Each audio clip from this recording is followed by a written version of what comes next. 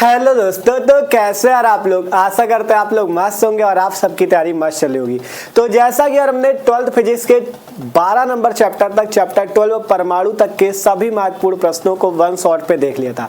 तो आज का जो वीडियो होने वाला है इस पे हम देखने वाले क्लास 12 फिजिक्स का जो 13वां चैप्टर है आपका नाभिक वाला चैप्टर। ठीक है, इसके सभी महत्वपूर्ण प्रश्न मतलब जितने भी इंपॉर्टेंट क्वेश्चन आपके इस चैप्टर से पेपर में पूछे आते हैं उन सभी महत्वपूर्ण प्रश्नों को आज वन शॉट पे देखने वाले। ठीक है, तो आज का वीडियो बहुत ज्यादा महत्वपूर्ण होने वाला है क्योंकि जो आपका 13वां चैप्टर नाभिक वाला है इसके सभी महत्वपूर्ण प्रश्नों को आज के इस वन शॉट पे देखने वाले। ठीक है, तो इसलिए कह रहे हैं आपको वीडियो को पूरा शुरू से लेकर लास्ट तक देखना है। एकदम मस्त तरीके से एक एक चीज आपको समझाएंगे और इंपॉर्टेंट बहुत होने वाला है वीडियो क्योंकि इससे क्वेश्चंस भी पूछे जाते हैं। ठीक है, तो मस्त तरीके से इस चैप्टर को शुरू करते हैं। ठीक है, और बात करें जिसने अभी तक चैप्टर नंबर 1 से लेकर चैप्टर नंबर 12 तक के सभी वीडियोस नहीं देखे, अगर देखना चाहते हो तो डिस्क्रिप्शन में प्लेलिस्ट है 12th फिजिक्स वन शॉट वाली, वहां से आप जाके देख सकते हो। ठीक है, वहां पे हमने न्यूमेरिकल्स के वन शॉट भी कराए हुए हैं, सभी चैप्टर वाइज न्यूमेरिकल, सभी चैप्टर वाइज इंपॉर्टेंट क्वेश्चन जितने भी आपके सभी महत्वपूर्ण प्रश्न है। ठीक है, सभी को वन शॉट पे देख रखा है तो आप लोग जाके देख सकते हो। तो आज के इस वीडियो से शुरू करते हैं आपका 13वां चैप्टर जो हमारा है नाभिक वाला, इसके सभी महत्वपूर्ण प्रश्नों को वन शॉट पे। तो भाई आप मस्त तरीके से हम लोग इस चैप्टर को शुरू करते हैं। आपका जो 13वां चैप्टर नाभिक वाला चैप्टर है। ठीक है, तो देखो नाभिक चैप्टर में हमें क्या क्या पढ़ना है। सबसे पहले तो हम नाभिक के बारे में पढ़ सकते हैं, नाभिक क्या होता है, इसकी संरचना क्या होती है। ठीक है, फिर इसमें हमें परमाणु क्रमांक के बारे में पढ़ना है, परमाणु भार के बारे में पढ़ना है, न्यूक्लियानों की संख्या के बारे में पढ़ना है और भी कई सारे महत्वपूर्ण टॉपिक, समस्थानिक, समभारिक, ठीक है, नाभिकीय संलयन, नाभिकीय विखंडन, इस टाइप के कई सारे टॉपिक हैं जो कि पेपर में पूछे जाते हैं, उनको मस्त तरीके से देखना है। तो एकदम बेसिक से हम शुरू कर रहे हैं। ठीक है, सबसे पहले हम शुरू कर रहे हैं आपका नाभिक चैप्टर को और इसमें सबसे पहले बात करते हैं हम लोग नाभिकीय आकार के बारे में कि नाभिक का आकार कैसा होता है। ठीक है, तो अगर बात करें, हमने जो इसके पहले परमाणु चैप्टर पढ़ा था उसमें भी आपसे बताया था कि जैसे आपका परमाणु जो होता है, परमाणु इस टाइप से होगा। ठीक है, ये जो आपका परमाणु होता है, ठीक है, तो रदरफोर्ड ने एक प्रयोग किया था, कौन सा, अल्फा कण प्रकीर्णन प्रयोग, और उसके अनुसार बताया था परमाणु जो होता है उसके केंद्र में धनावेश होता है जिसे क्या बोला जाता है, नाभिक बोला जाता है। ठीक है, और इस नाभिक के चारों ओर इलेक्ट्रॉन क्या होते हैं, विभिन्न कक्षाओं में चक्कर लगा रहे होते हैं। ठीक है, इस टाइप से उन्होंने बताया था कि नाभिक के चारों ओर इलेक्ट्रॉन विभिन्न कक्षाओं में चक्कर लगा रहे होते हैं।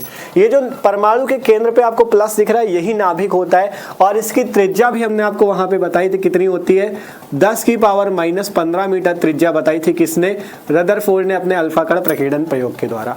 तो सबसे पहले हमने ये लिख दिया, रदरफोर्ड ने अल्फा कण प्रकीर्णन प्रयोग से परमाणु नाभिक का आकार 10⁻15 मीटर बताया है। ठीक है, परमाणु नाभिक, ठीक है, तो जो परमाणु के अंदर जो नाभिक होता है उसका आकार उन्होंने कितना बताया, 10⁻15 मीटर। इसके बाद कहा गया नाभिक का आयतन उसमें विद्यमान न्यूक्लियानों की संख्या के अनुक्रमानुपाती होता है और न्यूक्लियानों की संख्या ही नाभिक की द्रव्यमान संख्या होती है। पर लोग कहा गया नाभिक का आयतन, इस नाभिक का अगर आयतन की बात हो तो जो नाभिक का आयतन होता है वो उसमें विद्यमान न्यूक्लियानों की संख्या के अनुक्रमानुपाती होता है और न्यूक्लियानों की संख्या ही नाभिक की द्रव्यमान संख्या होती है। ठीक है, अगर बात करें यहां से, देखो सबसे पहले बात कर लेते हैं न्यूक्लियानों की संख्या की। न्यूक्लियानों की संख्या क्या होती है, ठीक है, न्यूक्लियानों की संख्या की बात करें तो न्यूक्लियानों की संख्या आपकी क्या होती है, देखो न्यूक्लियानों की संख्या बराबर होती है द्रव्यमान संख्या।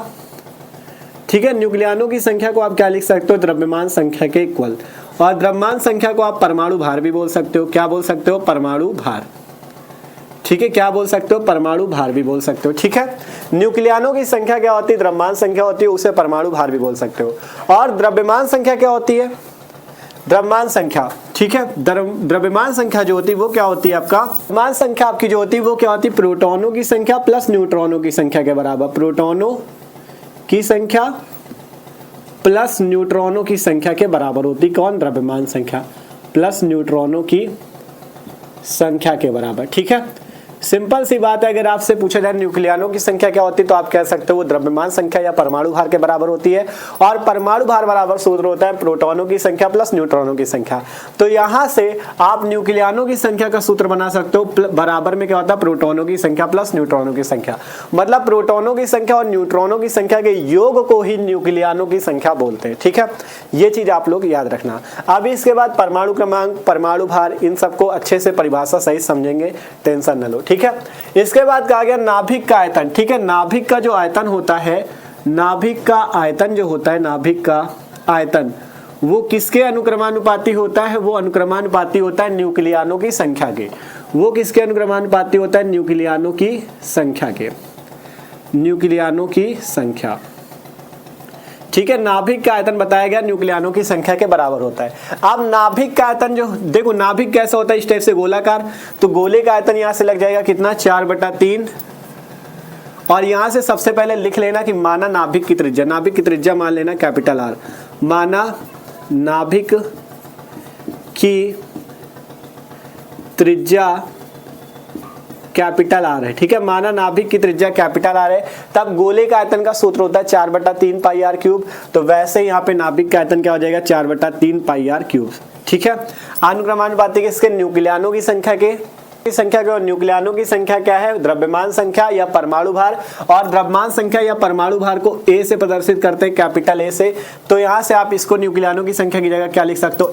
ए होता है परमाणु भार। ठीक है, तो 4/3 पाई आर क्यूब अनुक्रमानुपाती ए के। ठीक है, सिंपल 4/3 पाई आर क्यूब हो गया नाभिक का आयतन, और न्यूक्लियनों की संख्या परमाणु क्रमांक परमाणु भार के बराबर, तो उसे ए लिख सकते हो। ठीक है, आप यहां से देखें तो 4/3 पाई एक कांस्टेंट है, तो यहां से आप सीधा सीधा क्या लिख सकते हो? आर क्यूब अनुक्रमानुपाती ए के। ठीक है, आर क्यूब अनुक्रमानुपाती ए के। अब यहां पे अगर 3 है तो ये 3 उधर अगर भेजा जाए तो वो क्या हो जाएगा? ए की पावर 1/3। मतलब अगर 3 को उधर भेजोगे तो ए की पावर 1/3 हो जाएगा। अब इसके बाद जब अनुक्रमानुपाती का चिन्ह हटता है तो एक कांस्टेंट आता है, तो आर बराबर हो जाता है आर नॉट ए की पावर 1/3। ठीक है, आर बराबर क्या हो जाता है? आर नॉट ए की पावर 1/3।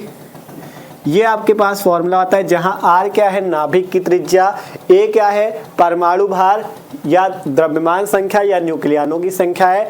आर नॉट क्या होता है? लिख देना, जहां आर नॉट एक नियतांक है, एक कांस्टेंट है, आर नॉट एक नियतांक है। ठीक है, और इसकी वैल्यू याद रखना, आर नॉट की वैल्यू होती है 1.2 × 10⁻⁻15 मीटर या 1.2 फर्मी। ठीक है, ये वैल्यू होती है। आर नॉट की वैल्यू होती है 1.2 × 10⁻⁻15 मीटर या 1.2 फर्मी। ठीक है, ये होती है आर नॉट की वैल्यू। तो यहाँ पर से ये फॉर्मूला आपके पास निकल के आता है। सिंपल से आप लोग समझ लो एक बार फिर से। सबसे पहले कहा गया नाभिक का आयतन उसमें विद्यमान न्यूक्लियनों की संख्या के अनुक्रमानुपाती होता है, और न्यूक्लियनों की संख्या ही नाभिक की द्रव्यमान संख्या है। तो न्यूक्लियनों की संख्या बराबर द्रव्यमान संख्या, जिसे परमाणु भार ए बोला गया। ठीक है, और परमाणु भार का सूत्र होता है प्रोटॉनों की संख्या प्लस न्यूट्रॉनों की संख्या। माना नाभिक की त्रिज्या आर है, तब यहां से कहा गया नाभिक का आयतन न्यूक्लियनों की संख्या के अनुक्रमानुपाती, और नाभिक के आयतन को माना गया 4/3 पाई आर क्यूब। ये अनुक्रमानुपाती किसके हो गया? न्यूक्लियनों की संख्या या द्रव्यमान संख्या ए के। तो अब यहां से 4/3 पाई एक कांस्टेंट है, तब आर क्यूब अनुक्रमानुपाती ए। अगर इस 3 को उधर भेजा जाए, जो इसकी पावर में 3 उधर जाएगा तो 1/3 हो जाएगा इसकी पावर में, तो आर अनुक्रमानुपाती ए की पावर 1/3। तब यहां से आता है आर बराबर आर नॉट ए की पावर 1/3, जहां आर नॉट एक कांस्टेंट है जिसकी वैल्यू होती है आर नॉट बराबर 1.2 × 10⁻⁻15 मीटर या 1.2 फर्मी के बराबर। ठीक है, तो सिंपल से इस टाइप से आप लोग समझ सकते हो। ये अभी केवल बेसिक समझा आपने, ये फॉर्मूला हमारे पास निकल के आया। ठीक है, अब इसी से एक टॉपिक बनता है कि आपका सिद्ध कीजिए नाभिकीय घनत्व जो है वो आपका द्रव्यमान संख्या ए पे निर्भर नहीं करता। ठीक है, तो एक ये टॉपिक इंपॉर्टेंट है जो कि पेपर में पूछा जाता है। तो अब हम सिंपल उसकी बात करते हैं। देखो, नाभिक चैप्टर पे जितनी चीजें इंपॉर्टेंट है सब कुछ आपको कराएंगे, टेंशन न लो। एक मतलब आगे पीछे हो सकता है लेकिन कराएंगे सब कुछ। ठीक है, तो सिंपल ये चीज अभी आपने एकदम सिंपल सी बात समझी है, तो इसको एक बार स्क्रीनशॉट ले लो। अब हम थोड़ा सा इसके आगे बात करते हैं, तो इसको नोट कर लो पहले। ठीक है, अब इसके बाद आपसे पेपर में एक क्वेश्चन पूछ ले जाता है, 2 नंबर पे आएगा या 3 नंबर पे, कि सिद्ध कीजिए कि नाभिक का घनत्व द्रव्यमान संख्या ए पे निर्भर नहीं करता। 2 नंबर का ही मान सकते हो इसको। ठीक है, कि सिद्ध कीजिए नाभिक का घनत्व जो होता है द्रव्यमान संख्या ए पे निर्भर नहीं करता। तो सबसे पहले नाभिकीय घनत्व के बारे में समझ लो, होता क्या है ये। तो हमने लिखा यदि आपका माना न्यूक्लियन का औसत द्रव्यमान m स्मॉल m तथा नाभिक में न्यूक्लियनों की संख्या a है, तो नाभिक का द्रव्यमान होता है कैपिटल M बराबर स्मॉल m इंटू a। जहां नाभिकीय घनत्व का सूत्र क्या होता है, नाभिक का द्रव्यमान बटा आयतन। ठीक है, नाभिकीय घनत्व का सूत्र होता है नाभिक का द्रव्यमान बटा आयतन। तो सबसे पहले हमसे पूछा गया है कि सिद्ध कीजिए नाभिक का घनत्व द्रव्यमान संख्या a पे निर्भर नहीं करता। तो नाभिकीय घनत्व का सूत्र क्या होता है, नाभिक का द्रव्यमान बटा आयतन। तो हमें सबसे पहले यहाँ से लिख देना नाभिक का द्रव्यमान। ठीक है, नाभिक का द्रव्यमान हमें पता है, तो जो चीज पता है वो लिख दो। नाभिक का द्रव्यमान कैपिटल M बराबर small m into capital A। ठीक है, ये हमें पता है। अब बात आती नाभिक के आयतन की, तो सबसे पहले नाभिक का आयतन निकाल लेते हैं। ठीक है, क्योंकि हमें आयतन भी चाहिए। तो नाभिक के आयतन के लिए, ठीक है, नाभिक का आयतन V बराबर सूत्र हो जाएगा, अभी सूत्र बताया था 4/3 पाई r क्यूब, तो वही सूत्र लगा दो। ठीक है, अब r का मान आपको पता, भी आपने r की वैल्यू भी निकाली है, r की वैल्यू निकाली है r0 a की पावर 1/3। ठीक है, यही आपको r की जगह रख देना है। तो v बराबर 4/3 पाई r क्यूब है, तो r की वैल्यू है r0 a की पावर 1/3 और इसका क्यूब। ठीक है, देख सकते हो 4/3 पाई r क्यूब था, तो r की वैल्यू r0 a की पावर 1/3 और इसका क्यूब। अब यहाँ से कितना आ जाएगा, v बराबर 4/3 पाई, यहाँ से क्यूब अगर करते हैं तो देखो क्यूब करोगे तो r0 का cube r0 cube into a की पावर 1/3 का क्यूब। देखो a की पावर 1/3 है, इसका क्यूब करना है। तो देखो यहाँ पे 1/3, यहाँ पे 3, मतलब 3 से 3 कैंसिल, बचेगा केवल a। ठीक है, बचेगा केवल a। तो यहाँ से आयतन v बराबर कितना आ जाएगा, 4/3 पाई r0 क्यूब a। ठीक है, मतलब a की पावर 1/3 का क्यूब करोगे तो 1/3 इंटू 3 मिलके क्या हो जाएगा, सीधा सीधा 1। ठीक है, क्योंकि 1/3 और 3 का गुणा होगा। ठीक है, तो 3 3 कट जाएगा, बचेगा केवल 1, मतलब आपका v की वैल्यू आयतन इतना आ जाएगा। अब निकालना क्या, नाभिकीय घनत्व। तो नाभिकीय घनत्व निकाल सकते हो, नाभिकीय घनत्व रो बराबर सूत्र आपको ऊपर लिख ही दिया, उसी को लिख दो रो। इसे रो से प्रदर्शित करते हैं, ऐसे रो बनता है। ठीक है, रो बोलते हैं इसे घनत्व को। नाभिकीय घनत्व है नाभिक का द्रव्यमान बटा आयतन, नाभिक का द्रव्यमान बटे में क्या होता है, आयतन किसका, नाभिक का। तब यहाँ से रो बराबर क्या आ जाएगा, नाभिक का द्रव्यमान हमने लिख रखा है कैपिटल M बराबर स्मॉल m इंटू a। तब स्मॉल m इंटू a बटे में नाभिक का आयतन ये है 4/3 पाई r0 क्यूब इंटू a। आप देखेंगे तो a से a कैंसिल हो जाएगा, बचेगा क्या, रो बराबर बचेगा m, ये रहा, नीचे है 4/3 पाई r0 क्यूब। अब अगर इस 4/3 पाई में जो सबसे नीचे 3 दिख रहा है इसको ऊपर भेज दो, तो रो बराबर 3m 4 पाई r0 क्यूब, ये वैल्यू आ जाएगी रो की, नाभिकीय घनत्व की वैल्यू ये आ जाएगी। देख सकते हो सिंपल, ये 3 ऊपर चला गया, 3m हो गया और ये 4 पाई r0 क्यूब, ये है आपका नाभिकीय घनत्व। और देख सकते हो पूछा ही गया है कि सिद्ध कीजिए नाभिक का घनत्व द्रव्यमान संख्या a पे निर्भर नहीं करता। तो इस सूत्र में, रो बराबर सूत्र में देख सकते हो कहीं भी a का मान नहीं आया, मतलब जो द्रव्यमान संख्या a है कहीं पे भी नहीं आई। तो यहाँ से लिख सकते हो अतः नाभिकीय घनत्व जो रो होता है वो द्रव्यमान संख्या a पे निर्भर नहीं करता। अतः नाभिकीय घनत्व रो द्रव्यमान संख्या a पर निर्भर नहीं करता, द्रव्यमान संख्या a पर निर्भर नहीं करता। ठीक है, इस टाइप से आप बता सकते हो, द्रव्यमान संख्या a पर निर्भर नहीं करता है। ठीक है, तो आपसे क्वेश्चन यही पूछा जाता है कि बताओ क्या नाभिकीय घनत्व द्रव्यमान संख्या पे निर्भर करता है। तो आप इस टाइप से दिखा सकते हो, सिंपल नाभिक का द्रव्यमान जो होता है कैपिटल M बराबर स्मॉल m इंटू a, जहाँ स्मॉल m क्या होता है, नाभिक का औसत द्रव्यमान, और a क्या होता है, a होता है द्रव्यमान संख्या या परमाणु भार या न्यूक्लियनों की संख्या। ठीक है, नाभिक का आयतन v बराबर 4/3 पाई r क्यूब, r की वैल्यू r0 a की पावर 1/3, यहाँ से निकालो v इतना आ जाएगा। अब नाभिकीय घनत्व नाभिक का द्रव्यमान बटा आयतन, वैल्यू इतनी आएगी, रो बराबर 3m बटा में 4 पाई r0 क्यूब। अतः यहाँ पे a तो आया नहीं सूत्र में, ए नहीं आया, मतलब ए पे निर्भर नहीं करता। अतः नाभिकीय घनत्व रो द्रव्यमान संख्या ए पे निर्भर नहीं करता। ठीक है, तो इस टाइप से आप इस क्वेश्चन को कर सकते हो, इंपॉर्टेंट है। ठीक है, पूछा जा सकता है पेपर में, तो इसको भी तैयार कर लेना। तो सबसे पहले हमने नाभिक के आकार के बारे में थोड़ा सा समझा, इस फॉर्मूले को देखा, ये फॉर्मूला आपका इंपॉर्टेंट है। ठीक है, ये वाला फिर इसके बाद नाभिकीय घनत्व तो समझ सकते हो, ठीक है। नाभिकीय घनत्व का सूत्र होता है नाभिक का द्रव्यमान बटा आयतन, ठीक है। और नाभिक का द्रव्यमान क्या होता है, स्मॉल m × a, ये चीज तैयार कर लेना। अब इसके बाद जो इसके छोटे छोटे टॉपिक हैं, परिभाषाएं, जैसे परमाणु क्रमांक, परमाणु भार, ठीक है, और आपका न्यूक्लियानों संख्या समझ गए, और आपका जैसे समस्थानिक क्या होता है, समभारिक क्या होता है, सम न्यूट्रॉनिक क्या होता है। अब हम लोग इन छोटे छोटे टॉपिक को समझते हैं क्योंकि इनकी परिभाषाएं पूछी जाती है, ठीक है। तो अब उनकी बात करते हैं, तो इसको नोट कर लो। तो अब बात कर लेते हैं हम लोग परमाणु क्रमांक या परमाणु संख्या क्या होती है, और परमाणु भार या द्रव्यमान संख्या क्या होती है, ठीक है। सिंपल सही परिभाषाएं हैं इसकी, तो समझ लेते हैं, देख सकते हो। परमाणु की द्रव्यमान संख्या तथा परमाणु क्रमांक को परिभाषित कीजिए। तो पहली परिभाषा है परमाणु क्रमांक। परमाणु क्रमांक को इंग्लिश में एटॉमिक नंबर के नाम से जानते हैं। क्या बोलते हैं, एटॉमिक नंबर परमाणु क्रमांक। क्या होती है, कहा गया किसी परमाणु में उपस्थित इलेक्ट्रॉनों की संख्या को परमाणु क्रमांक कहते हैं। मान लो कोई परमाणु है, तो उस परमाणु में कितने इलेक्ट्रॉन हैं, उन इलेक्ट्रॉनों की संख्या को हम लोग परमाणु क्रमांक एटॉमिक नंबर बोलते हैं, और इसे जेड से प्रदर्शित करते हैं। परमाणु क्रमांक को किससे प्रदर्शित करते हैं, जेड से प्रदर्शित करते हैं। और एक बात यहाँ पे और कही गई कि इलेक्ट्रॉनों की संख्या परमाणु के नाभिक में उपस्थित प्रोटॉनों की संख्या के बराबर होती है, ठीक है।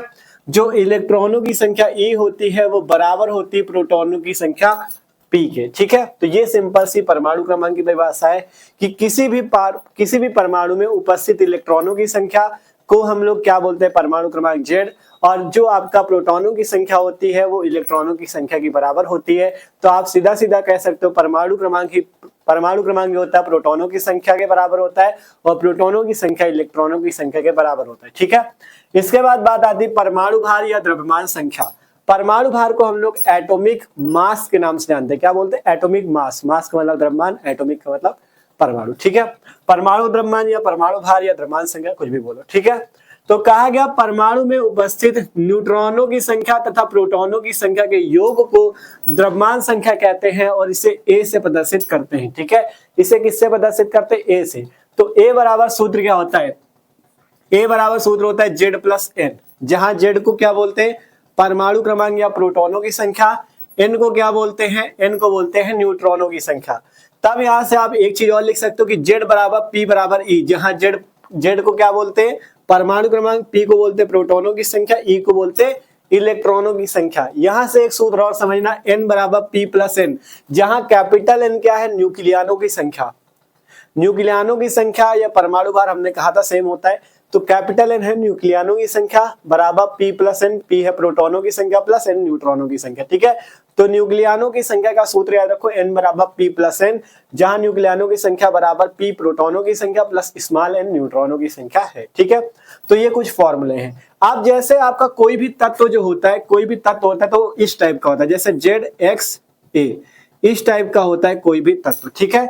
जहां देखो X क्या होता है, वो तत्व होता है, Z क्या होता है उसका परमाणु क्रमांक, A क्या होता है परमाणु भार। एग्जांपल के तौर पे आपके पास जैसे सोडियम तत्व है, इसको हम लोग लिखते कैसे, इस टाइप से। इसका प्रतीक इस टाइप से होता है 11Na23, ऐसे लिखते हैं इसको, ठीक है।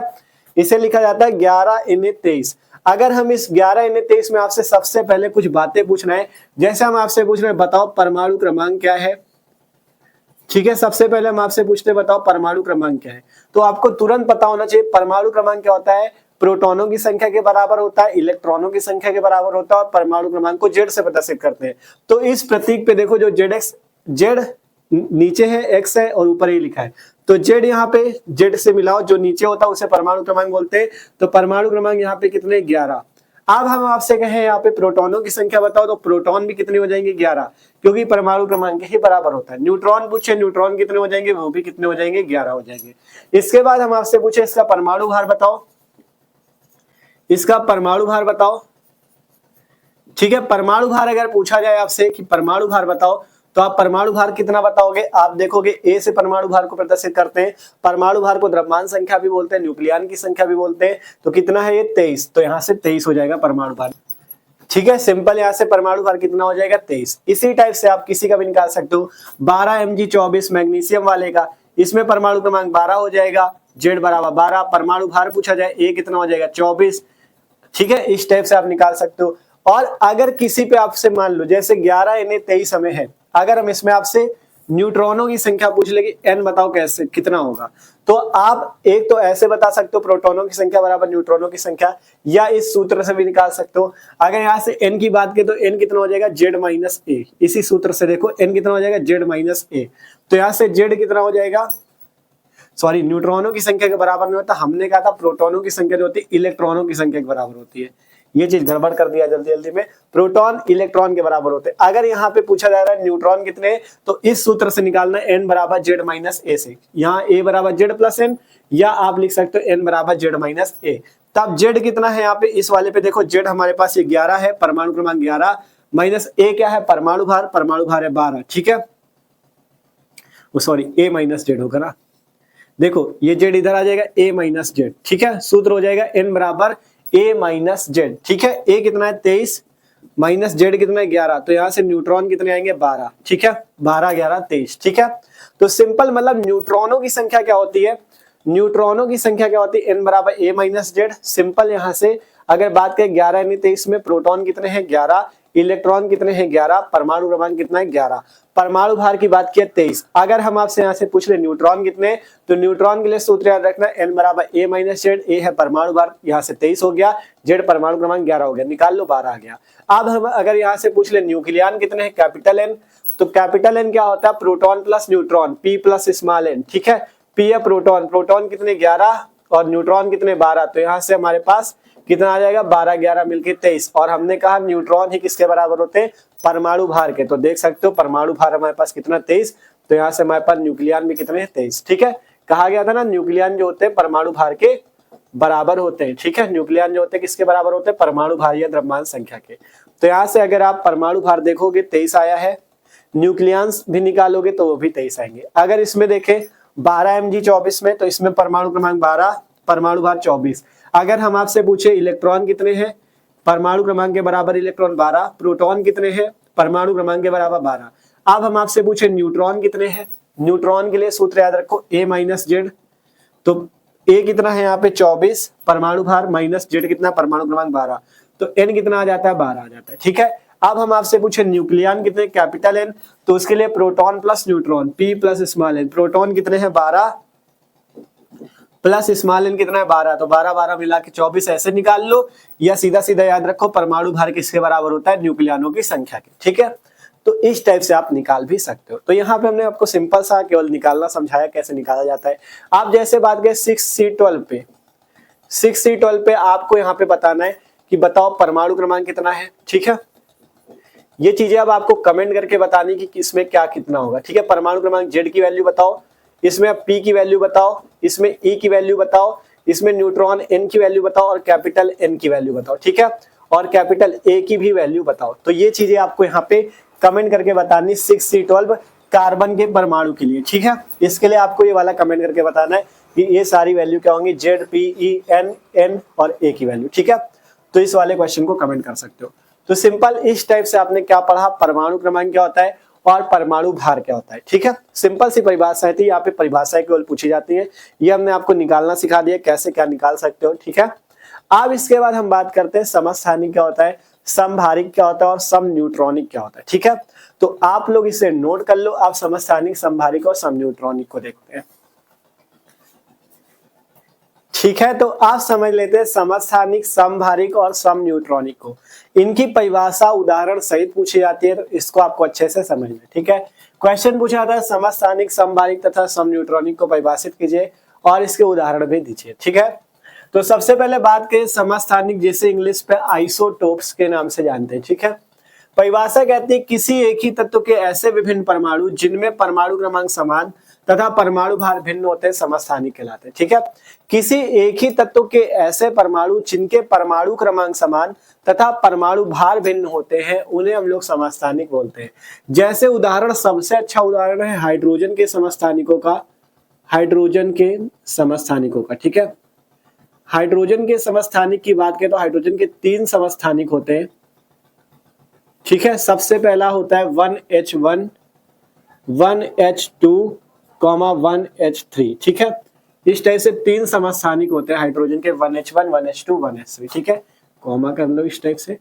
इसको क्या बोलते हैं, इन तीनों समस्थानिकों के नाम भी होते हैं, ठीक है, इन समस्थानिकों के नाम भी होते हैं। देखो अगर 1H1 की बात करें तो इसका क्या नाम होता है, इसका नाम होता है प्रोटियम, ठीक है, और 1H2 को बोलते हैं ड्यूटेरियम, ड्यूटेरियम, और इसका नाम होता है 1H3 का ट्राइटियम, ठीक है, ट्राइटियम, ठीक है, इस टाइप से ट्राइटियम। इसे बोलते हैं प्रोटियम 1H2 को, 1H2 वो 1H1 को प्रोटियम बोलते हैं, 1H2 को ड्यूटेरियम, 1H3 को ट्राइटियम।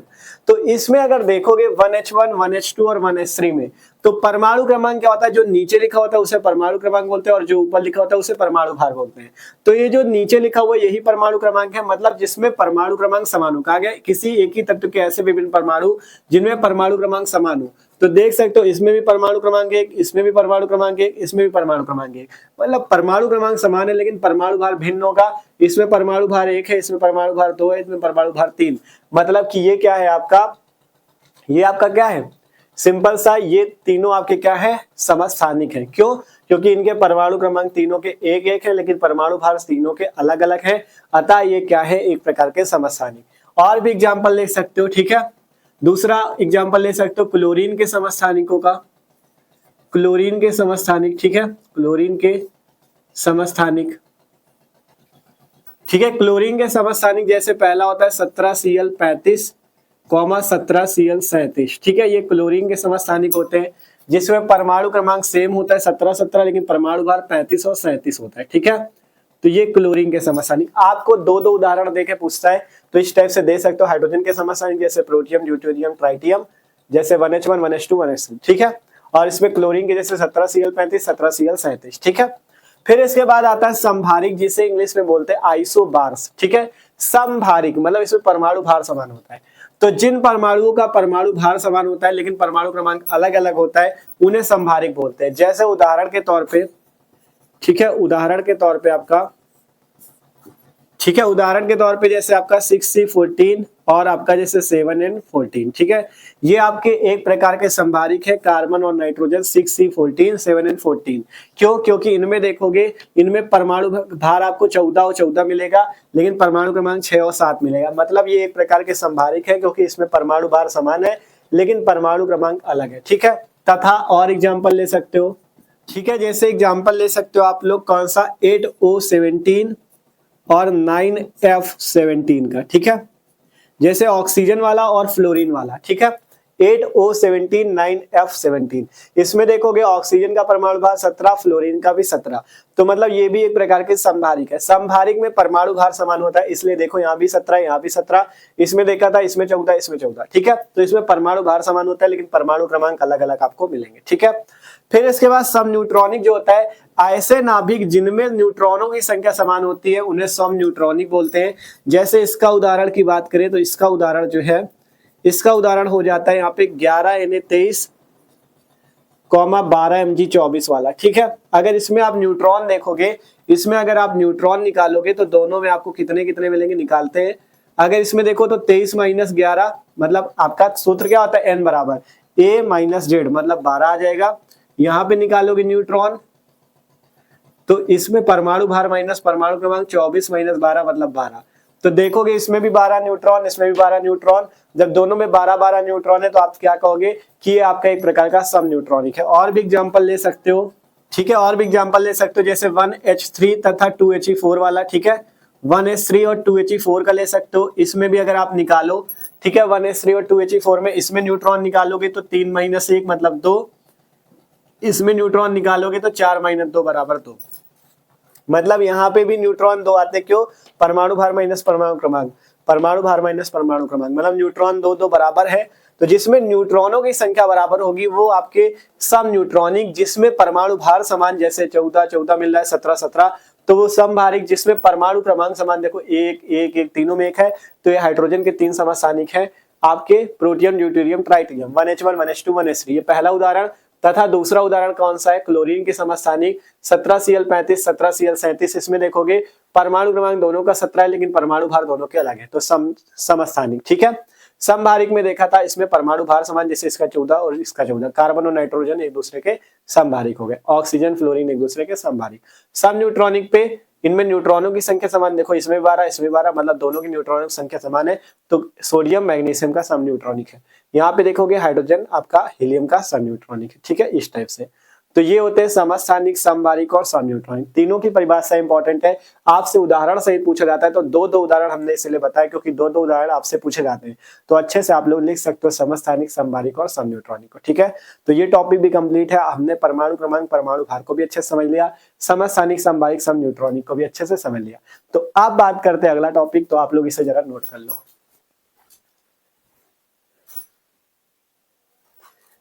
तो अब इस चैप्टर का एक अगला क्वेश्चन है जो कि 1 या 2 नंबर पे पूछा जाता है कि एक एमयू की परिभाषा दीजिए, ठीक है। एक एमयू क्या होता है और इसका मान मिलियन इलेक्ट्रॉन वोल्ट MeV में ज्ञात कीजिए, ठीक है। देख सकते हो एक एमयू जिसे परमाणु द्रव्यमान मात्रक बोलते हैं, ये क्या होता है और इसका मान मिलियन इलेक्ट्रॉन वोल्ट में ज्ञात कीजिए, ठीक है। परमाणु द्रव्यमान मात्रक को हम लोग एटॉमिक मास यूनिट के नाम से भी जानते हैं, ठीक है, एटॉमिक मास यूनिट या एक एमयू बोल सकते हो, ठीक है। परिभाषा सबसे पहले समझो, कार्बन परमाणु के द्रव्यमान के 12वें भाग को एक एमयू कहते हैं। कार्बन परमाणु जो होता है, कार्बन उसके 12वें भाग को, ठीक है, कार्बन परमाणु के द्रव्यमान के 12वें भाग को हम लोग एक एमयू बोलते हैं, ठीक है। तो सिंपल से अगर एक एमयू की यहां से बात करें तो एक एमयू जो होता है वो बराबर होता है 1/12 गुणे पे आपका क्या होता है, एक कार्बन परमाणु का द्रव्यमान, ठीक है, कार्बन परमाणु का द्रव्यमान, कार्बन परमाणु का द्रव्यमान, ठीक है। कहा गया आपसे कार्बन परमाणु के द्रव्यमान के 12वें भाग को, मतलब कार्बन परमाणु का द्रव्यमान और उसका 12वां भाग, इसलिए 1/12 से गुणा, ठीक है।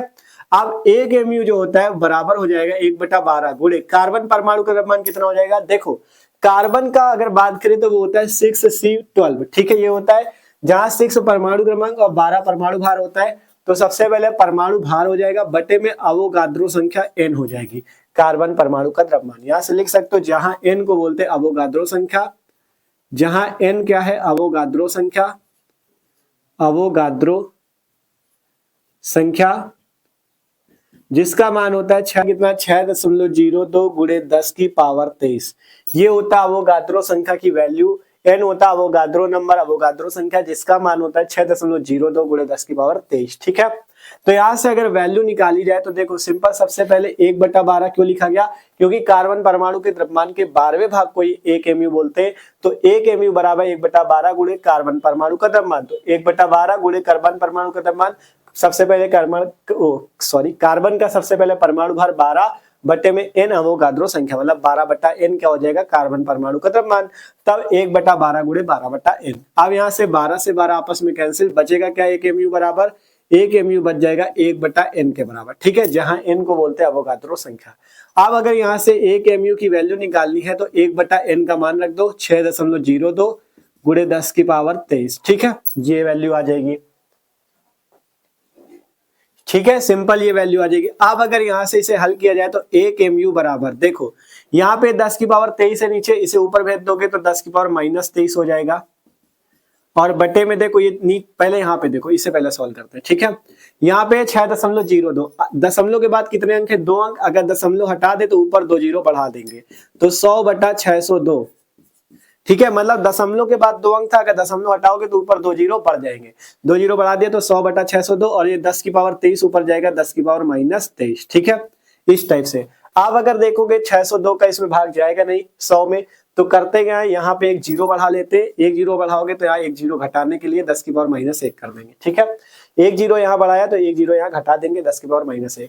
आप सिंपल भाग दे दो तो एक एमयू बराबर 602 का अगर 1000 पे भाग दिया जाए तो 6 कम 6 दशमलव, ठीक है, एक दशमलव करके वैल्यू आएगी, हम आपको वैल्यू बताते हैं कितनी वैल्यू आएगी, वैल्यू जो आपकी आएगी वो 1.6 करके आएगी, ठीक है, 1.6 आपकी आएगी 1.6, ठीक है, और यहाँ पे 10 की पावर -23 और -1 मिलके कितना हो जाएगा -24, ठीक है, 1.6 इंटू 10 की पावर -23 और -1 मिलके कितना हो गया 10 की पावर -24।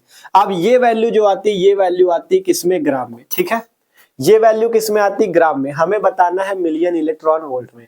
तो एक एमयू किसके, देखो सबसे पहले 602 का 1000 में भाग गया 1.6, 10 की पावर -23 और -1 मिलके -24, ठीक है। अब इसके बाद समझना, यहाँ पे 1 ग्राम बराबर क्या होता है, चूंकि 1 ग्राम जो होता है 10 की पावर -3 किलोग्राम के बराबर होता है, ठीक है, तो यहाँ से अगर हमें ग्राम को किलोग्राम में बदलना है तो 10 की पावर -3 से गुणा हो जाएगा। तो 1 MU बराबर 1.6 गुणे 10 की पावर -24। ग्राम को किलोग्राम में बदलोगे 10 की पावर -3 से गुणा, तब 1 MU बराबर 1.6 गुणे 10 की पावर -24 और -3 मिलकर 10 की पावर -27। ये वैल्यू किसमें आई है? किलोग्राम में। ठीक है, ये वैल्यू हमारे पास मान आता है, इसका किलोग्राम में मान आता है 1 MU का 1.6 गुणे 10 की पावर -27 किलोग्राम। सिंपल ये आपकी 1 MU की वैल्यू आती है 1.6 गुणे 10 की पावर -27 किलोग्राम। अब अगर आपको मिलियन इलेक्ट्रॉन वोल्ट में निकालनी है तो वो क्या निकलेगी? ऊर्जा निकलेगी। तो उसके लिए सिंपल हम यहाँ से फॉर्मूला लगाएंगे, क्या? E बराबर हमने फॉर्मूला पढ़ा है mc²। ठीक है, E बराबर फॉर्मूला पढ़ा है mc²।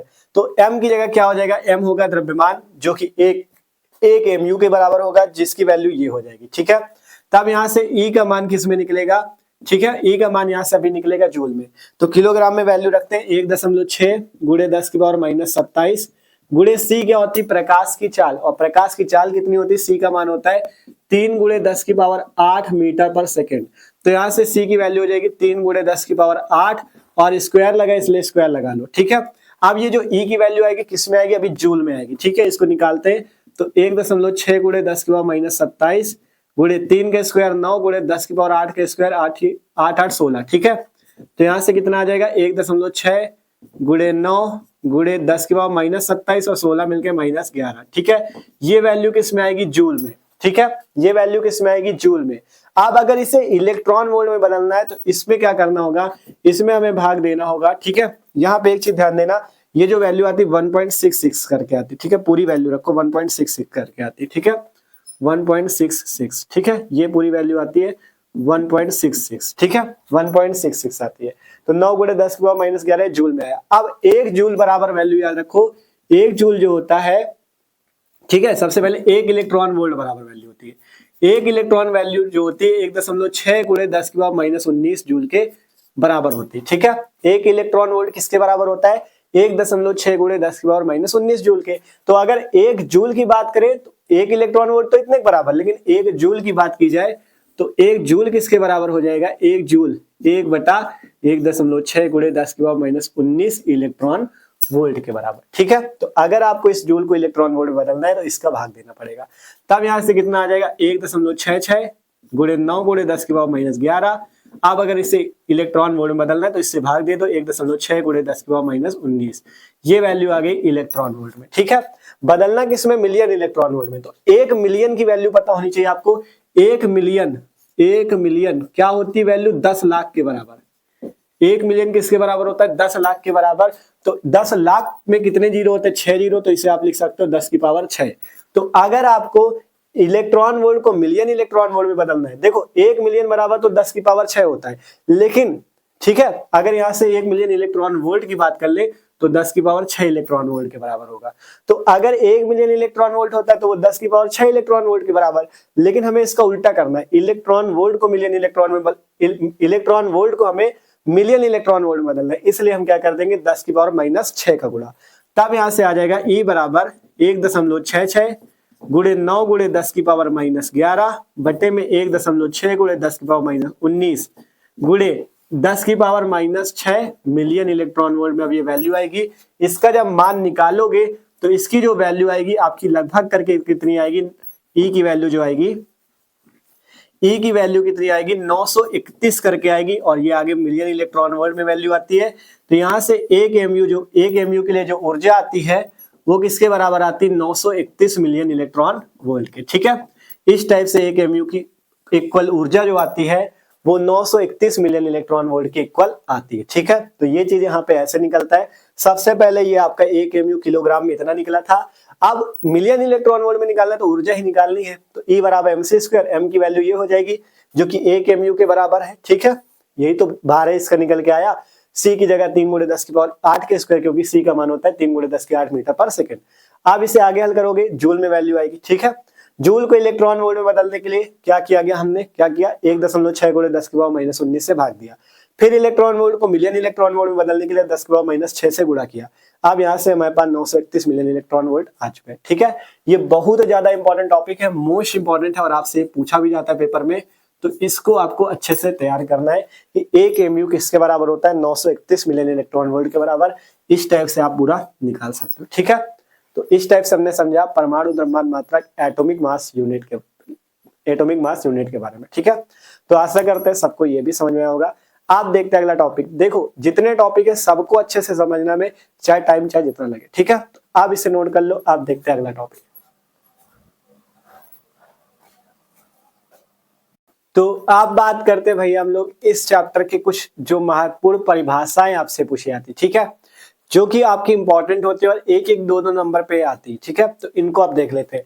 देखो पहला क्वेश्चन जैसे आपसे परिभाषा पूछी जाती है नाभिकीय बल की। नाभिकीय बल किसे कहते हैं और नाभिकीय बल की विशेषताओं को लिखे, ठीक है। नाभिकीय बल जो न्यूक्लियर फोर्सेज होते हैं वो क्या होते हैं और आपका नाभिकीय बल की विशेषताएं क्या क्या होती है, ठीक है। तो सिंपल देखो परिभाषा पढ़ो नाभिकीय बल की। कहा गया किसी परमाणु के नाभिक में उपस्थित वह बल जो प्रोटॉनों तथा न्यूट्रॉनों को बांधे रखता है वह बल नाभिकीय बल कहलाता है, ठीक है।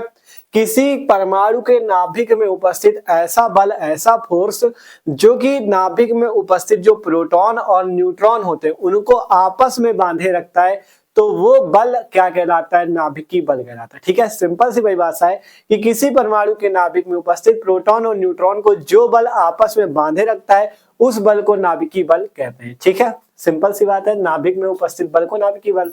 तो किसी परमाणु के नाभिक में उपस्थित वह बल जो प्रोटॉनों तथा न्यूट्रॉनों को आपस में बांधे रखता है उसे नाभिकीय बल बोलते हैं। फिर बात आती है नाभिकीय बल की विशेषताएं क्या क्या है। तो पहली विशेषता है नाभिकीय बल की कि नाभिकीय बल जो होते हैं आकर्षण बल होते हैं। नाभिकीय बल जो होते हैं एक प्रकार के आकर्षण बल होते हैं, ठीक है। फिर कहा गया नाभिकीय बल जो होते हैं अत्यंत प्रबल होते हैं। नाभिकीय बल जो होते हैं अत्यंत प्रबल बल है, बहुत ही मतलब प्रबल फोर्स है, ठीक है। फिर कहा गया ये बल जो होते हैं आवेश पर निर्भर नहीं करते। ये बल जो होते हैं आवेश पर निर्भर नहीं करते। फिर कहा गया नाभिकीय बल जो होते हैं अगुरुत्वीय बल होते हैं, ठीक है। नाभिकीय बल जो होते हैं अगुरुत्वीय बल होते हैं। तो ये नाभिकीय बल की विशेषता है। नाभिकीय बल आकर्षण बल होते हैं, नाभिकीय बल अत्यंत प्रबल बल होते हैं, ये बल आवेश पर निर्भर नहीं करते और ये जो नाभिकीय बल होते हैं अगुरुत्वीय बल होते हैं, ठीक है। तो सिंपल से नाभिकीय बल की परिभाषा और उसकी विशेषता इंपॉर्टेंट है, 2 नंबर पे क्वेश्चन आ सकता है, तैयार कर सकते हो, ठीक है। फिर इसके बाद आपकी परिभाषा जो कि इंपॉर्टेंट बहुत ज्यादा है, बंधन ऊर्जा से आप क्या समझते हैं, ठीक है। बंधन ऊर्जा क्या होती है, तो देखो सिंपल इसे भी पढ़ते हैं बंधन ऊर्जा को।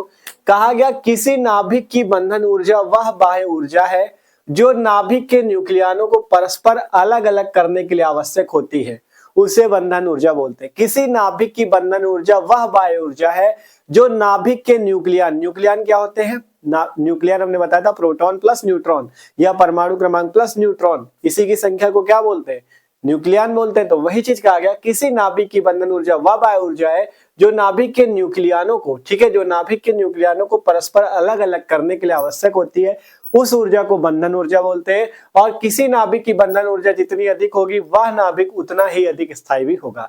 अगर कोई नाभिक है उसकी बंधन ऊर्जा जितनी ज्यादा होगी उतना ज्यादा नाभिक क्या होगा, स्थायी होगा, और जितनी कम बंधन ऊर्जा होगी उतना कम नाभिक स्थायी होगा, ठीक है। तो इससे नाभिक का स्थायित्व भी आप जान सकते हो, अगर बंधन ऊर्जा ज्यादा तो स्थायित्व ज्यादा नाभिक का, ठीक है। तो यही चीज कहा गया किसी नाभिक की बंधन ऊर्जा जितनी अधिक होगी वह नाभिक उतना ही अधिक स्थायी होगा। तो ये सिंपल सी परिभाषा है बंधन ऊर्जा की। नाभिकीय बल किससे कहते हैं, नाभिकीय बल की विशेषताएं। अब इसके बाद आपके बात करते हैं नाभिकीय संलयन क्या होता है, नाभिकीय विखंडन क्या होता है, उसकी परिभाषा पूछी जाती है, तो अब उसको समझ लेते हैं। तो इसको नोट कर लो, ठीक है। तो आप बात करते हैं इस चैप्टर का एक और इंपॉर्टेंट टॉपिक जो कि है नाभिकीय विखंडन और नाभिकीय संलयन। नाभिकीय विखंडन की प्रक्रिया क्या होती है और नाभिकीय संलयन की प्रक्रिया आपकी क्या होती है, ठीक है। इंपॉर्टेंट है ये भी, तो इसको भी अच्छे से समझो।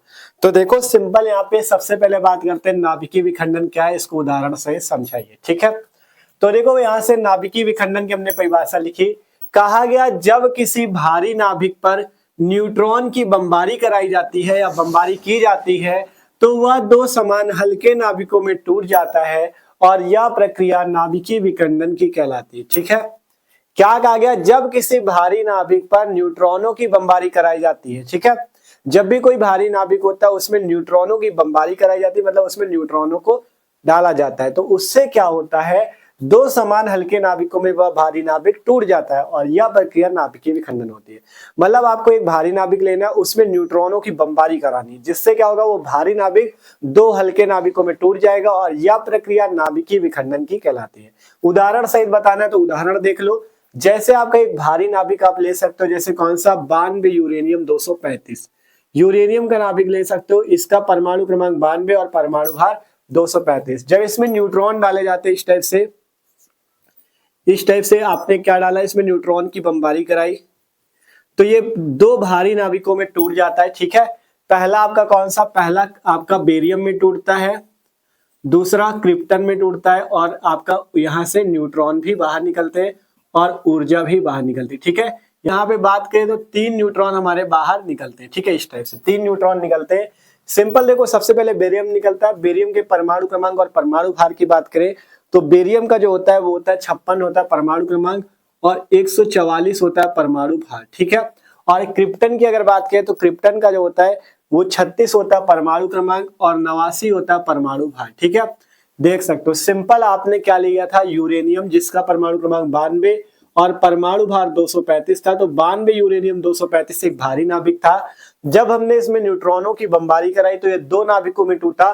पहला बेरियम में, जिसका परमाणु क्रमांक 56 और परमाणु भार 144 है, मतलब 56 बेरियम 144। दूसरा क्रिप्टन में, ठीक है, दूसरा किसमें टूटा, क्रिप्टन में टूटा, 36 क्रिप्टन 89 में। ठीक है, और 3 न्यूट्रॉन बाहर निकले और प्लस का ऊर्जा भी हमारी बाहर निकली। तो यह प्रक्रिया नाभिकीय विखंडन की होती है। मतलब आपका यूरेनियम एक भारी नाभिक था, जब इसमें न्यूट्रॉन डाले गए तो क्या क्या बाहर निकला, सबसे पहले बेरियम। ठीक है, बेरियम का देख सकते हो 56 बेरियम 144, 36 क्रिप्टन 89 और न्यूट्रॉन 3 निकले, 3 न्यूट्रॉन निकले। ठीक है, ये आपका इस टाइप से लिखा हुआ है, 3 न्यूट्रॉन, यहाँ पे 0 and 1। ठीक है, 3 न्यूट्रॉन प्लस ऊर्जा आपकी बाहर निकल गई। ठीक है, तो इस टाइप से होती है नाभिकीय विखंडन की प्रक्रिया। फिर इसके बाद बात करें नाभिकीय संलयन किसे कहते हैं, उदाहरण सहित इसे भी समझाइए। तो नाभिकीय संलयन की अगर बात करें तो जब दो या दो से अधिक हल्के नाभिक संयुक्त होकर एक भारी नाभिक का निर्माण करते हैं तो यह प्रक्रिया नाभिकीय संलयन कहलाती है। इसका जस्ट उल्टा, जैसे उसमें भारी नाभिक दो हल्के नाभिकों में टूटता है तो नाभिकीय विखंडन, नाभिकीय संलयन में दो हल्के नाभिक आपस में मिलकर एक भारी नाभिक बनाते हैं, इसे नाभिकीय संलयन बोलते हैं। पढ़ सकते हो, जब दो या दो से अधिक हल्के नाभिक संयुक्त होकर एक भारी नाभिक का निर्माण करते हैं तो उस प्रक्रिया को नाभिकीय संलयन कहते हैं। उदाहरण के तौर पर अगर बात करें, ठीक है, जैसे यहां से देखें तो जैसे 1H3 प्लस 1H2। ठीक है, अगर आप लोग क्या लो 1H3 जो कि आपका हाइड्रोजन के नाभिक है ये। ठीक है, हाइड्रोजन के समस्थानिक 1H3 प्लस 1H2 लेते हैं तो यहाँ से बनता क्या है, सबसे पहले देखो 1 1 मिलके 2 हो जाता है, 2He4 बन जाता है हीलियम का नाभिक, प्लस आपका एक न्यूट्रॉन बाहर निकलता है। ठीक है, इस टाइप से देख सकते हो, क्योंकि 1 1 2 2 तो हो गया, 3 2 5 होता है, लेकिन यहाँ 4 निकला तो एक न्यूट्रॉन भी आपको निकाल देना है। तो इस टाइप से यह प्रक्रिया किसकी होती है, नाभिकीय संलयन की। दो हल्के नाभिक थे जिन्होंने एक भारी नाभिक का निर्माण कर दिया। ठीक है, जिन्होंने एक भारी नाभिक का निर्माण कर दिया और यहाँ पे ऊर्जा भी बाहर निकलती। ठीक है, यहाँ पे ऊर्जा भी बाहर निकलती, तो ये प्रक्रिया किसकी होती है, नाभिकीय संलयन की। सिंपल आपका देख सकते हो, ये ट्राइटियम था जो कि हाइड्रोजन का नाभिक है, ये ड्यूटेरियम है जो कि हाइड्रोजन का नाभिक है। जब ये दो हल्के नाभिक आपस में मिले तो कौन सी प्रक्रिया हुई, नाभिकीय संलयन की, और एक भारी नाभिक हीलियम का निर्माण हो गया। एक भारी नाभिक हीलियम के नाभिक का निर्माण हुआ, एक न्यूट्रॉन निकला, एक ऊर्जा निकली। ठीक है, इस टाइप से, मतलब ऊर्जा निकली, एक ऊर्जा ने ऊर्जा बाहर निकली। ठीक है, तो ये प्रक्रिया नाभिकीय संलयन की है, ये प्रक्रिया नाभिकीय विखंडन की है। नाभिकीय विखंडन में जब एक भारी नाभिक होता है उससे टूट के दो हल्के नाभिक बनते हैं और नाभिकीय संलयन में दो हल्के नाभिक मिलकर एक भारी नाभिक बनाते हैं। जैसे यहाँ 1H3 प्लस 1H2 ने मिलकर एक भारी नाभिक हीलियम का बनाया। ठीक है, तो ये प्रक्रिया नाभिकीय विखंडन की, ये है नाभिकीय संलयन की। इंपॉर्टेंट टॉपिक है तो आपको इसको भी तैयार करना है। अब इसके बाद एक टॉपिक बचता है इस चैप्टर का, सबसे ज्यादा इंपॉर्टेंट टॉपिक है द्रव्यमान क्षति। इससे न्यूमेरिकल भी बहुत ज्यादा आते हैं, तो अब हम लोग समझते हैं द्रव्यमान क्षति के बारे में। तो आप लोग इसे नोट कर लो। ठीक है, तो आप बात करते हैं भैया सिंपल तरीके से द्रव्यमान क्षति के बारे में। द्रव्यमान क्षति क्या होती है, बहुत ज्यादा इंपॉर्टेंट टॉपिक है और इससे न्यूमेरिकल भी पेपर में बहुत ही ज्यादा आते हैं। तो देखो, अगर बात करें द्रव्यमान क्षति, नाम से पता चलता है क्षति, क्षति का मतलब है कमी, मतलब द्रव्यमान में कमी को ही क्या बोलेंगे, द्रव्यमान क्षति बोलेंगे। तो सिंपल सी परिभाषा सबसे पहले समझो द्रव्यमान क्षति की। द्रव्यमान क्षति किसे कहते हैं, कहा गया किसी नाभिक का वास्तविक द्रव्यमान उसमें उपस्थित न्यूक्लियनों के द्रव्यमान के योग से कुछ कम होता है। और द्रव्यमान के इस अंतर को ही द्रव्यमान क्षति बोलते हैं। ठीक है, परिभाषा सिंपल सी है कि किसी नाभिक का वास्तविक द्रव्यमान उसमें उपस्थित न्यूक्लियानों के द्रव्यमान के योग से कुछ कम होता है और द्रव्यमान के इस अंतर को ही द्रव्यमान क्षति बोलते हैं। ठीक है, तो सिंपल देखो, अगर हम बात करें द्रव्यमान क्षति जो होती है डेल्टा एम बराबर होता है यहाँ से न्यूक्लियानों का द्रव्यमान, मतलब न्यूक्लियान का द्रव्यमान, न्यूक्लियान का द्रव्यमान, ठीक है, न्यूक्लियान का द्रव्यमान माइनस में नाभिक का वास्तविक द्रव्यमान। ठीक है, नाभिक का वास्तविक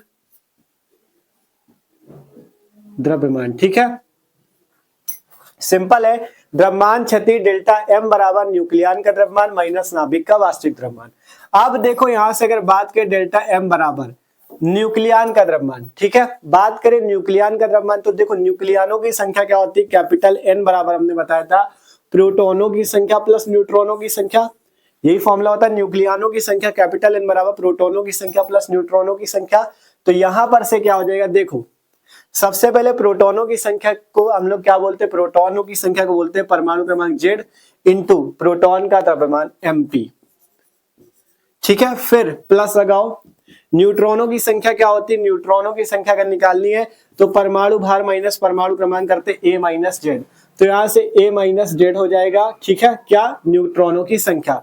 फिर इसके बाद न्यूट्रॉनों का द्रव्यमान क्या हो जाएगा, Mn, ये जो यहाँ पे लिखा है ये यही है, माइनस का नाभिक का वास्तविक द्रव्यमान कैपिटल एम, ये आपका फॉर्मूला बना है। ठीक है, जो ऊपर लिखा हुआ है फॉर्मूला समझ सकते हो बना कैसे। ठीक है, देखो सिंपल है, डेल्टा एम द्रव्यमान क्षति है। ठीक है, जेड आपका परमाणु क्रमांक है किसका, देखो कहा गया है ना न्यूक्लियानों की संख्या, इसलिए न्यूक्लियान के द्रव्यमान के लिए न्यूक्लियानों की संख्या क्या होती है, प्रोटॉनों की संख्या प्लस न्यूट्रॉनों की संख्या। तो मतलब अगर प्रोटॉनों की संख्या लिखनी है उसका द्रव्यमान भी लिखना पड़ेगा।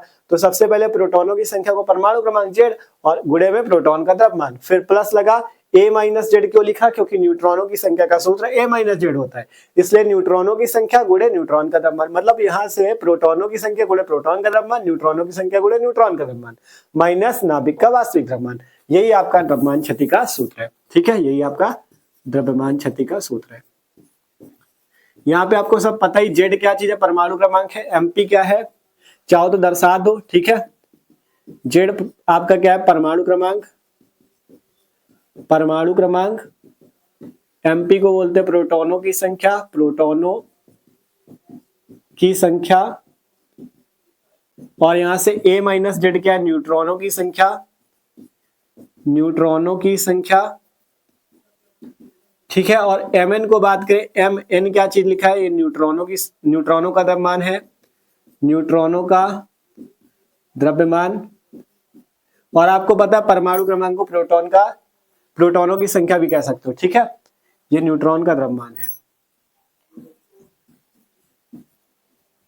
क्योंकि एमपी है ना तो प्रोटॉन का द्रव्यमान। देखो जेड है परमाणु क्रमांक या प्रोटॉनों की संख्या, एमपी प्रोटॉनों का द्रव्यमान, ए माइनस जेड न्यूट्रॉनों की संख्या, एम एन न्यूट्रॉनों का द्रव्यमान, एम क्या है, नाभिक का वास्तविक द्रव्यमान। तो ये सिंपल सा सूत्र होता है द्रव्यमान क्षति का। ठीक है, ये दो जगह ना लिख के एक ही जगह इस टाइप से लिख लो, इसको इरेज कर दो। ठीक है, अब इसके बाद जो वीडियो आएगी उस पे हम लोग बात करेंगे इस चैप्टर के सभी महत्वपूर्ण न्यूमेरिकल्स को। तो देखो द्रव्यमान क्षति है, इसकी परिभाषा ये, इसका सूत्र यहां से पूरा लिख देना, ये बहुत ज्यादा इंपॉर्टेंट क्वेश्चन है, इसको आपको अच्छे से तैयार करना है। अब बात आती है इसके न्यूमेरिकल्स की, तो ये वीडियो हो चुका है बहुत बड़ा। अब अगला जो वीडियो आएगा उस पे हम बात करेंगे इस नाभिक चैप्टर के सभी महत्वपूर्ण न्यूमेरिकल्स को वन शॉट पे, जितने इंपॉर्टेंट न्यूमेरिकल्स है सबको उस वीडियो पे देखेंगे। तो अब हम लोग मिलेंगे अगले वीडियो पे। आज के इस वीडियो पे हमने क्या क्या देखा, हमने इस चैप्टर के जितने भी महत्वपूर्ण प्रश्न है, जितने भी इंपॉर्टेंट क्वेश्चन है, सभी को आज के इस वीडियो पे सॉल्व किया। तो आशा करते हैं एक एक टॉपिक आपको समझ में आएगा, तो समझ में आओ तो यार तैयार भी अच्छे से कर लेना। ठीक है, क्योंकि पेपर में सभी टॉपिक पूछे जाते हैं, इंपॉर्टेंट बहुत ज्यादा है, तो इनको अच्छे से एक एक टॉपिक को तैयार करना। और वीडियो अच्छा लगा हो तो लाइक कर लेना, और जो लोग चैनल पे ना सब्सक्राइब कर लो, क्योंकि मस्त तरीके से तैयारी चलिए आपकी क्लास 12 फिजिक्स की भी, केमिस्ट्री की भी। डिस्क्रिप्शन में प्लेलिस्ट देख लेना, 12 केमिस्ट्री 1 शॉट, 12 केमिस्ट्री 1 शॉट और 12 फिजिक्स 1 शॉट, दोनों की प्लेलिस्ट है, वहां से मस्त तरीके से तैयारी कर सकते हो। ठीक है, तो मिलते हैं अगले वीडियो पे नाभिक चैप्टर के न्यूमेरिकल्स पे। ठीक है, तो सब्सक्राइब जरूर कर लेना।